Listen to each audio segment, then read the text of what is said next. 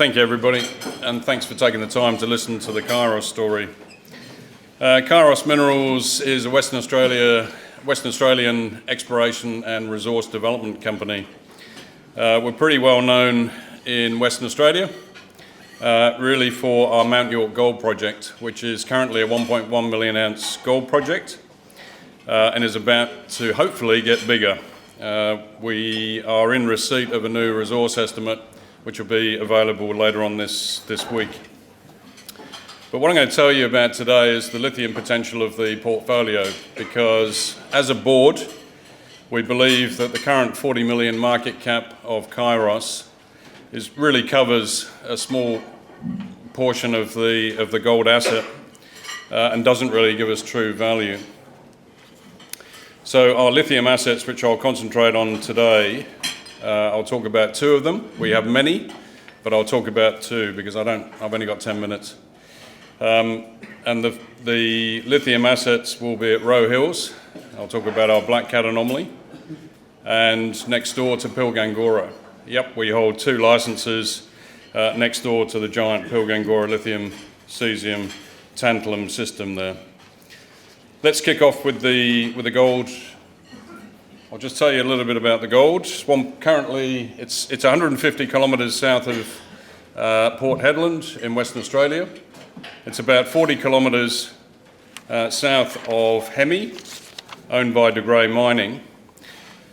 The mineralisation is contained within an Archean banded iron formation, and that's quite significant for the geologists of you out there, because often when you find gold in banded iron formations, you really want to take them seriously. They can be extremely big systems.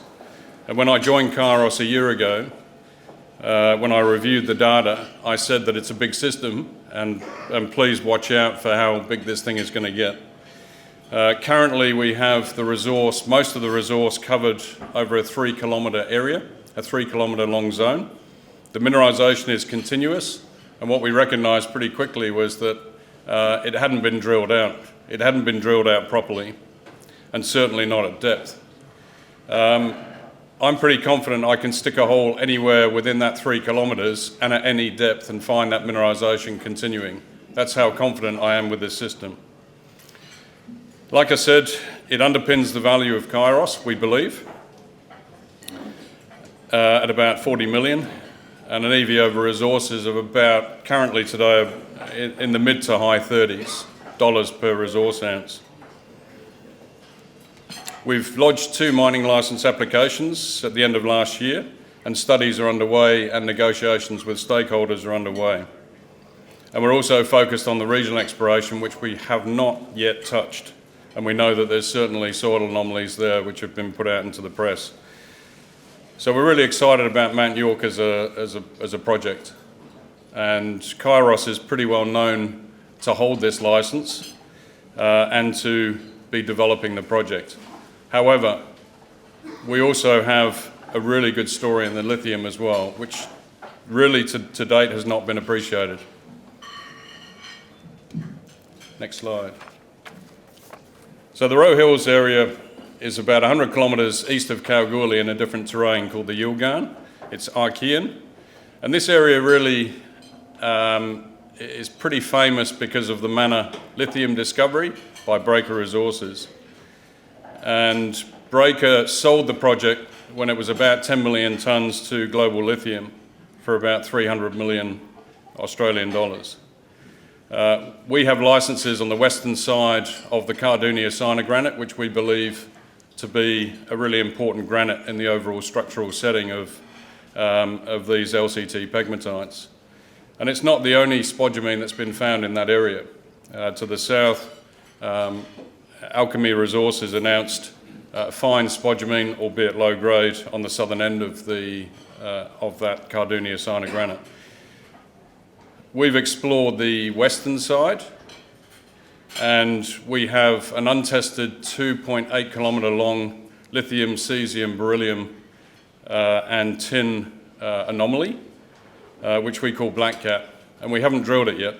There's no rocks on surface.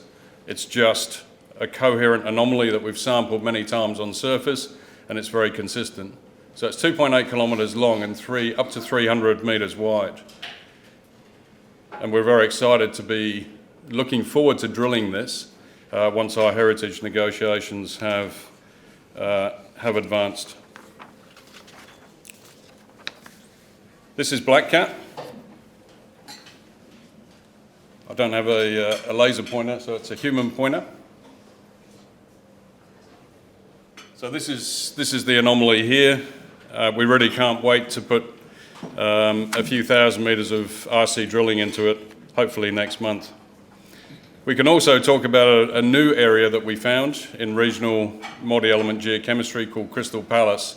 Now, we believe this might be the southwest extension of the Mana system, and that occurs on the top of the figure there.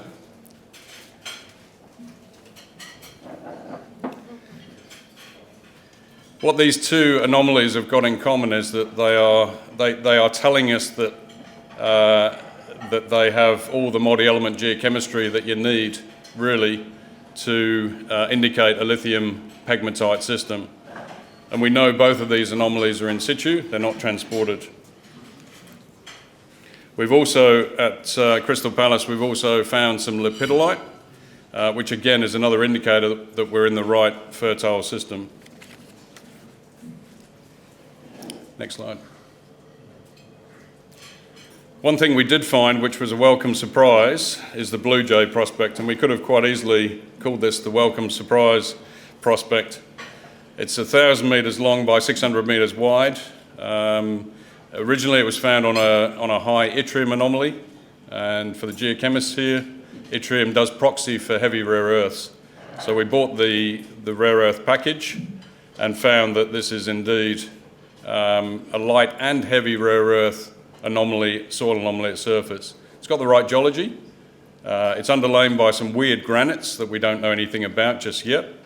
And it's pretty early stage, but we're quite excited, and we will be committing at least 500 metres of drilling into that when we start drilling.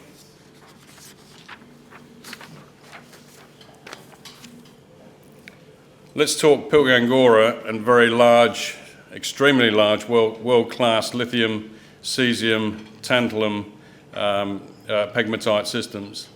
The Mount York licences occur to the east and to the south of PLS's, Pilbara Minerals, large Pilgangoora mine.